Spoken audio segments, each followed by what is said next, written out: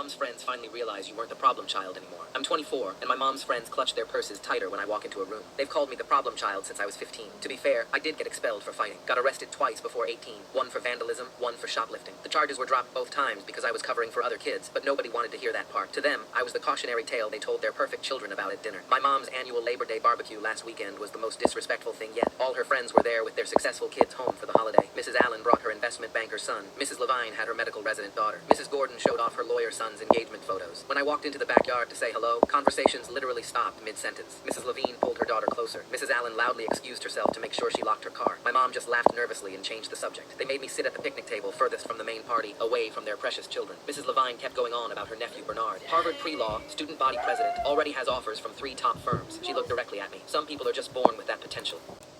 Bernard's never even gotten a parking ticket. You could never understand what it takes to be on his level. When I tried to join a conversation about youth programs in the city, Mrs. Gordon cut me off. Maybe you should focus on getting your own life together first, before giving advice about young people. Her son laughed. Yeah, what would you even know about helping kids? You can't even help yourself. I tried explaining that I actually work with at-risk youth now, but Mrs. Allen interrupted. Community service doesn't count as a real job, sweetie. When does your probation end anyway? I haven't been on probation in 6 years. My mom just stood there, refilling drinks, pretending not to hear. Mrs. Levine's daughter walked past my table and accidentally knocked over my soda. Oops, but you're probably used to making messes, right? She didn't even pretend to help clean it up. Mrs. Levine wouldn't even look at me directly. She stage whispered to my mom about some rehab facility her colleague recommended. They specialize in repeat offenders. I can get you the number. It's never too late to try again. My mom just nodded along, too embarrassed to defend me. Mrs. Allen's son took pictures of me sitting alone and made jokes about documenting the criminal in his natural habitat. Everyone laughed. The worst part came when Mrs. Gordon's lawyer's son started bragging about a case where he got maximum sentences for some teenagers. These thugs need to learn consequences, he said, looking right at me. Once a criminal, always a criminal. They never change. Mrs. Levine nodded enthusiastically. That's why Bernard is so special. He mentors high school students, shows them what real success looks like. Not everyone can be saved, but at least the good kids have role models like him. She glanced at me, instead of cautionary tales. I stood up to get some food, but Mrs. Allen followed me to the grill. We need to keep an eye on you. Remember when the cooler went missing at 4th of July? The cooler was taken by my uncle for a fishing trip. Everyone knew this. That's when Mrs. Levine's daughter received a phone call and stepped away from the party. When she came back, she looked like she saw a ghost. Mom, the daughter whispered, but everyone could hear. Bernard got arrested. Assault. He broke someone's jaw. Mrs. Levine dropped her plate. That's impossible. Not Bernard. It's his 3rd offense this year, Mom. The judge wants him in the Phoenix program specifically. They said only Dante Wiley can help him, or he's going to prison. Everyone turned to stare at me. Mrs. Gordon spoke first. The Phoenix program? That's the state's top youth rehabilitation center. They only take the worst cases. I run it, I said quietly. I'm Dante Wiley. I've been trying to tell you for 3 years. Mrs. Levine's face went white. You're the specialist all the judges request? The one with a 94% success rate preventing kids from reoffending? Yeah, that's me. Mrs. Allen shook her head. But you're the problem child. The criminal. Mrs. Levine's daughter interrupted, tears streaming down her face. Mom, the prosecutor wants 5 years minimum unless Bernard gets into his program. The judge said Dante's the only one who's ever turned kids like Bernard around. Please, Mom. We need him. Mrs. Levine fell to her knees in front of me. Please help him. I'm begging you. Bernard needs you. I'll do anything. I looked at Mrs. Levine on her knees. Mrs. Allen unclutching her purse. Mrs. Gordon's son deleting his photos. I'll help Bernard, I said. That's what I do. Everyone deserves a second chance. When did you